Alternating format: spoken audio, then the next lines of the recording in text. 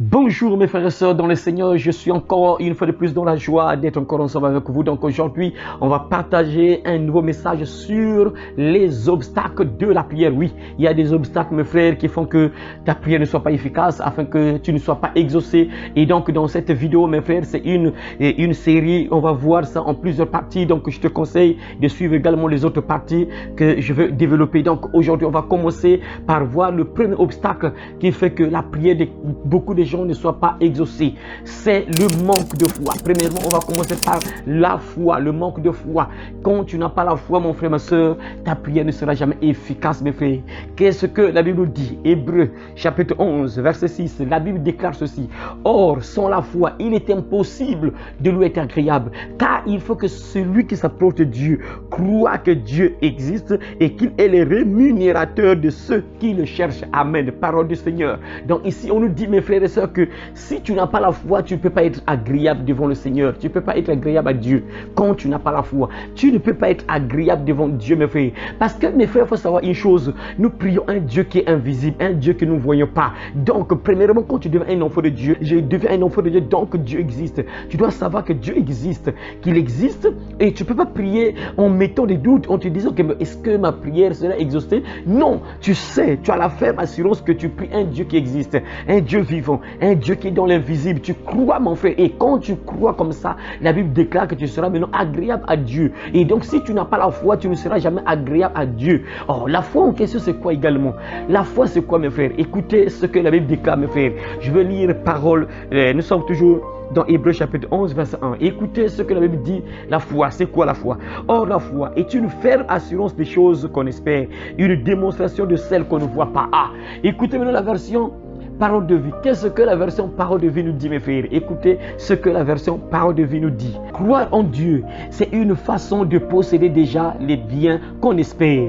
C'est être persuadé que les choses qu'on ne voit pas existent vraiment. Tu vois, mes frères? Donc, quand tu as la foi, tu crois, tu obtiens déjà ce que tu demandes dans la prière. Quand tu as la foi, quelqu'un qui a la foi, il croit que ce que je demande, j'ai déjà reçu ce que je demande dans la prière. Il ne doute pas, il croit.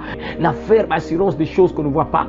Donc c'est ça, mon frère. Et quand tu es un enfant de Dieu, tu dois être sûr que tu pries un Dieu qui écoute, un Dieu qui a des oreilles pour entendre, tu pries un Dieu qui a des yeux pour voir, tu pries un Dieu qui a une main puissante pour te sauver. Donc quand tu commences à prier, tu crois que Dieu est là, il t'entend, il t'écoute. Tu ne dois pas douter, mon frère, ma soeur, tu dois croire que Dieu est là avec moi et il va m'écouter. Il est en train de m'écouter, il va m'exaucer. Je sais que mon problème est déjà résolu. C'est ça une personne qui a la foi. Et quand tu as la foi, la Bible déclare que tu es maintenant agréable à Dieu. Mais quand tu n'as pas la foi, tu ne seras pas agréable devant Dieu. Et donc, ta prière ne sera jamais efficace. Parce que Dieu aime les gens qui ont la foi. Quand tu as la foi, tu es agréable à Dieu, mon frère. Oh, que Dieu t'aide à comprendre cela.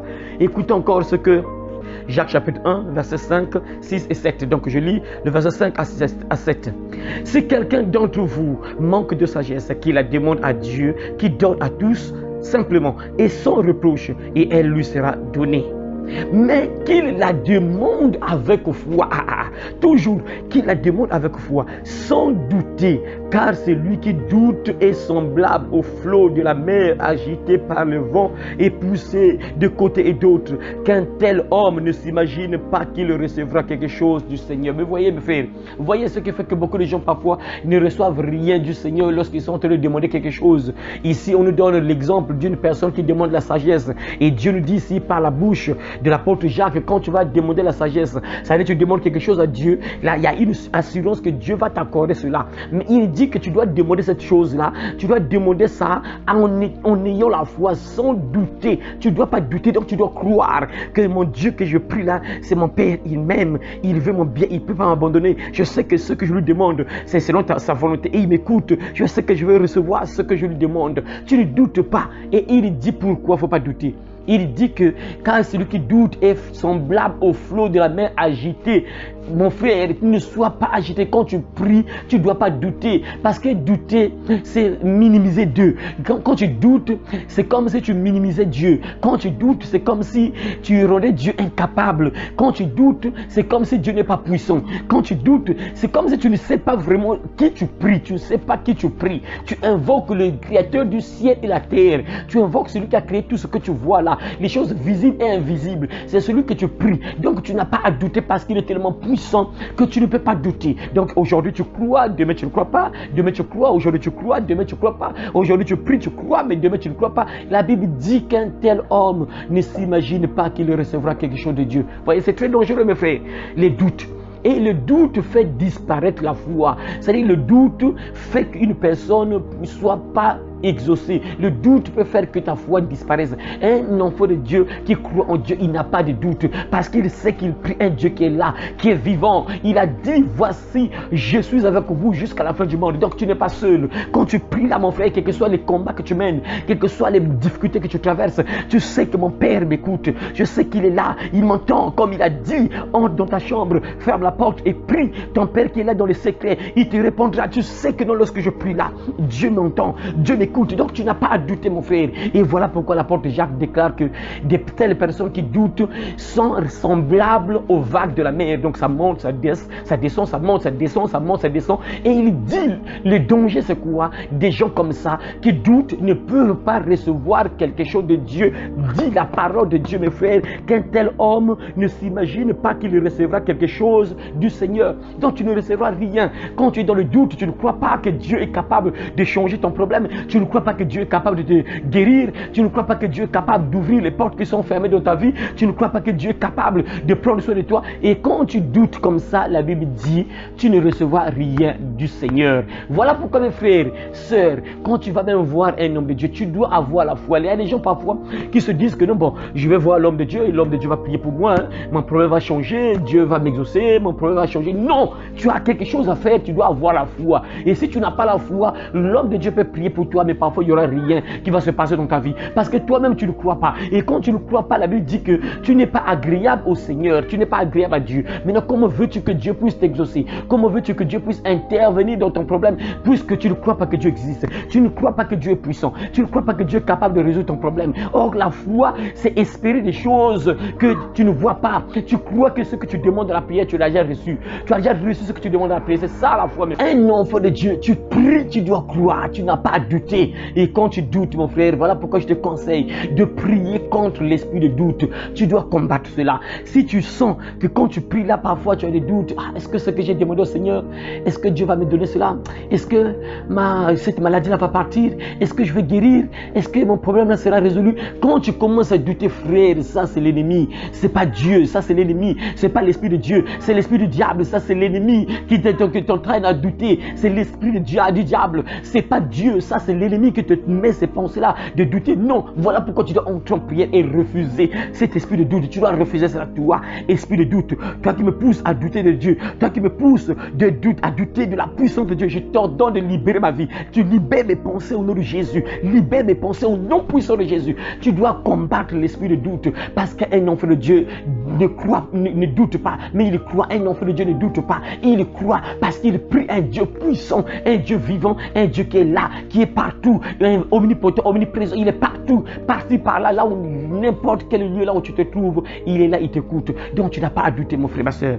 Donc voilà pourquoi on va encore lire un autre passage biblique. Marc, nous sommes dans Marc chapitre 11, verset 24. La Bible déclare ceci, écoutez, c'est pourquoi je vous dis, tout ce que vous demanderez en priant, croyez que vous l'avez reçu et vous le verrez s'accomplir. C'est ça mes frères. Le manque de foi fait que beaucoup de gens ne soient pas exaucés. Le manque de foi fait que beaucoup de gens, leurs problèmes tardent à être résolus. Parfois Dieu pouvait agir aujourd'hui, mais parfois ça va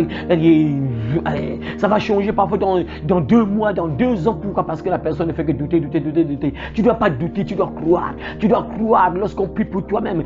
Toi-même tu pries, tu dois croire que ton Dieu t'écoute, ton Dieu te voit, ton Dieu t'écoute. Tu dois croire croire, mon frère. Et voilà pourquoi Dieu dit encore ici, par la bouche, ici, il dit encore ici, dans Marc chapitre 11, verset 24, il dit encore, c'est pourquoi je vous dis, Jésus, celui qui dit, Jésus dit, tout ce que vous demandez en priant, croyez, tu dois croire que vous l'avez reçu et vous le verrez s'accomplir. Ça veut dire quoi? Je te donne un exemple pour que tu comprennes cela, frère. Imagine que tu es malade, tu pries pour ta maladie, tu es en train de prier pour que cette maladie te quitte. Et quand tu pries, mon frère, tu crois que la maladie est déjà partie. Même si tu vois des grimaces, même si tu vois un peu de grimaces, tu sens encore la fatigue, tu sens encore peut-être, il y a des symptômes qui sont encore là, mais tu crois que cette maladie est en train de partir. Mais la maladie quitte, la maladie quitte. Une personne qui a la foi, c'est ça. Tu es en train de croire que la maladie est partie. Je suis déjà guéri. Je crois que mon Dieu m'a déjà guéri. La prière que j'ai eu à faire là, je sais que c'est la puissance de Dieu est en train d'agir dans mon corps. Je sais que la puissance de Dieu est en train d'agir dans mon corps. Mon corps est en train d'être nettoyé. Nettoyé. Au nom de Jésus, je crois. C'est ça un enfant de Dieu. Et quand tu doutes pas, mon frère, tu verras que ça va s'accomplir. Parce que Dieu dit, quand tu pries, tu crois que ce que tu as demandé, tu as déjà reçu cela. Et c'est là où tu verras que ce que tu as demandé va s'accomplir. Tu vas maintenant voir ça. Tu vas voir la manifestation de ce que tu as demandé dans ta prière. Même chose pour toi, peut-être qui n'enfante pas. Tu as des difficultés pour mettre au monde, peut-être ma soeur. Mais quand tu prie pour cela, tu crois que mon ventre la porte déjà des bébés, tu crois que tu es déjà maman, tu crois que tu portes déjà des bébés, tu crois que tu allaites déjà des bébés, tu imagines tout ça déjà, tu sais que mon père m'a entendu, mon père m'a exaucé, je suis guéri, je sais que mon père m'a déjà donné ce que je lui demandais depuis longtemps, je sais que j'ai déjà reçu cela, j'attends juste la manifestation de ce que j'ai demandé à mon père. C'est ça la foi, mon frère. Voilà pourquoi ne doute plus, mon frère et ma soeur. Tu dois plus douter, parce que tu as besoin d'avoir la foi, mon frère. Tu as besoin d'avoir la foi. Et quand tu manques de foi, tu verras que ça fera obstacle à tes prières. Donc à partir de maintenant, mon frère, que Dieu t'aide à refuser l'esprit de doute. Tu dois croire. Alors comment avoir la foi? C'est ça le problème. Parce que la foi, comment avoir la foi? Parce que la foi, c'est la base d'un enfant de Dieu. La base pour un enfant de Dieu, c'est la foi. Et quand tu n'as pas la foi, tu n'es pas un enfant de Dieu. Je te conseille de beaucoup lire la Bible, mon frère. La base, c'est la parole. Romains chapitre 10, verset 17. Ainsi, la foi vient de ce qu'on entend. Et ce qu'on entend vient de la parole de Christ. Plus tu vas entendre la parole, plus ça va augmenter ta foi. Ta foi va grandir. Et quand tu vas prier, tu verras que ta prière sera efficace. Quand tu vas prier, tu verras que ta prière sera efficace, mon frère. Donc, je te conseille de beaucoup lire la Bible. Tu dois beaucoup lire la Bible. Et plus tu vas lire la Bible, tu verras que ta prière sera efficace, mon frère, ma soeur. Mes frères, il y a des combats. Si tu n'as pas vraiment la foi, ça ne marchera jamais. Et si tu n'es pas un homme, si tu n'aimes pas lire la Bible, ça sera aussi compliqué. Parce que toi, pour avoir la foi, il faut méditer la parole. Et quand tu vas méditer la parole, c'est là où la foi va commencer à grandir. Vous voyez, mes frères, mais nous tous là, mes frères et sœurs, si on a cru, mes frères et sœurs, en la puissance de Dieu, c'est quoi? C'est en lisant les témoignages, en lisant ce que Dieu a fait dans le passé, mes frères. Nous, on n'était pas là avec Jésus, on n'était pas là au temps de Moïse, tout ça, les apôtres, les Isaïe, Abraham, Jacob, tout ça. On n'était pas ensemble avec eux, mes frères. Mais c'est juste en lisant la parole, en écoutant la parole, on a cru. La foi est venue à travers ce que nous écoutons. La foi est venue à travers ce qui est écrit dans la Bible. C'est en lisant la Bible que tu auras la foi, mon frère. Donc, je te conseille de beaucoup écouter la parole. Tu dois beaucoup écouter la parole. Si tu veux que ta prière soit efficace, si tu veux que ta prière soit exaucée, il faut aimer écouter la parole. Et plus tu vas écouter la parole, plus tu vas lire les témoignages, ce que Dieu a fait, la puissance de Dieu, les miracles de Dieu. Tu verras toutes ces choses-là. Ça va faire grandir ta foi, mon frère, ma soeur. Ça va faire grandir ta foi. Et quand tu prieras, tu verras que ta prière sera très efficace, mon frère, ma soeur. Alors à partir de maintenant, j'espère que tu vas maintenant cultiver ta foi. Tu vas même demander en prière. Augmente-moi la foi. Tu dois demander cela. Parce que même les apôtres ont demandé à Jésus, augmente-nous notre foi. Donc tu peux aussi demander de la prière que Dieu t'augmente la foi. Si tu sens que tu n'as pas vraiment la foi, tu es là à tout moment en train de douter, demande au Seigneur, entre en prière, prie, mais sans oublier bien sûr la base qui est la parole. Il faut toujours lire la parole parce que c'est en lisant la parole que tu auras la foi. Et même dans la prière, Dieu va te soutenir. S'il y a un esprit qui vient te donner les doutes, cet esprit va te libérer, mon frère, et tu vas me le croire. Et quand tu prieras, mon frère, tu verras que ta prière sera efficace. Alors je te conseille de suivre également les prochaines parties que je vais encore développer afin que tu comprennes ce qui fait obstacle à tes prières. Alors que Dieu vous bénisse, mes frères et sœurs, et à très bientôt au nom de Jésus-Christ. Amen.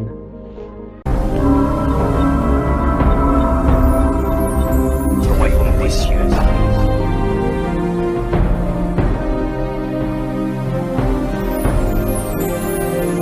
Repentez-vous, car le royaume des cieux est proche.